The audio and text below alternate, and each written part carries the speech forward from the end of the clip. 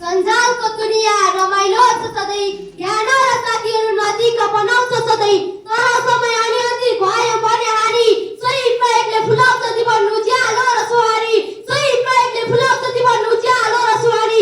धन्यवाद यस कार्यक्रमका सञ्चालकज्यू, यस सभाका सभाध्यक्ष महोदय, प्रमुख अतिथि, विशेष अतिथि एवं विशिष्ट अतिथि, आज यस कार्यक्रममा उपस्थित सम्पूर्ण महानुभावज्यूहरू, आज यस कार्यक्रममा उपस्थित सम्पूर्ण प्रतिनिधिहरू, यस कार्यक्रममा उपस्थित मैले मान्नुपर्ने मान्यजनज्यूहरू, मसँग कोभन्दा को बढी प्रतिस्पर्धा गर्न आउनुपर्ने प्रतिस्पर्धी मित्रहरू, म श्री त्रिवेणी मावि एवं तुम्बेवा गाउँपालिकाको तर्फबाट प्रतिनिधित्व गर्ने छात्र कुशल कार्कीको तर्फबाट स्वीकार्नुहोस् यहाँ अभिवादन।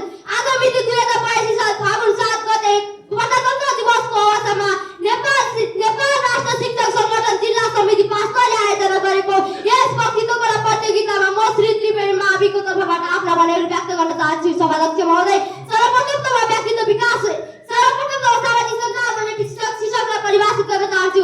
सामाजिक सञ्जाल भनेको हाम्रो विचार, सूचना, जानकारी र तथ्यहरूले एक आपसमा साझा गराउने एउटा माध्यम हो।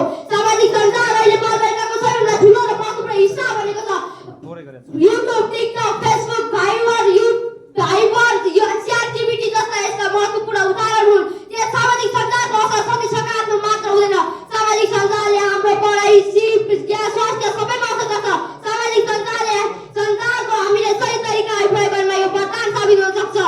आदरणीय महानुभावहरू, सामाजिक सञ्जाल अहिले बालबालिकाको सबैभन्दा महत्त्वपूर्ण आधार बनेको छ। सामाजिक सञ्जालले बालबालिकालाई एकअर्कामा छलफल गर्न, विचार आदान-प्रदान गर्न, विभिन्न कुनामा रहेका बालबालिकाहरूसँग कुराकानी गर्न सहयोग गरेको छ।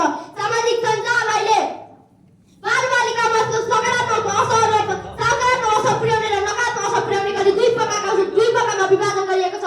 सामाजिक सञ्जालका सकारात्मक पक्षहरू याद गर्ने हो भने सामाजिक सञ्जालले बालबालिकाको आत्मबललाई अझ प्रेरित गर्न सक्छ।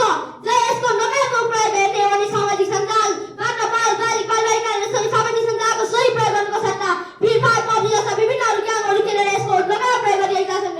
अहिले पहिलाका मानिसहरू सामाजिक सञ्जालको प्रयोग गर्न नपाएर आफ्नै हितमा रहेका हुन्थे भने अहिलेका बालबालिकाहरू सामाजिक सञ्जालको प्रयोगबाट आफ्नै हितबाट रहेर पनि आफ्ना परिवारमा औपचारिक पढाइदेखि लिएर अनलाइन कक्षासम्म पढ्न सक्छन्। अहिलेको सामाजिक सञ्जालको अवस्था भनेको चिन्ने र श्रीकण्ठ नचिन्ने र खुट्टाको भिड भन्ने जस्तै हो।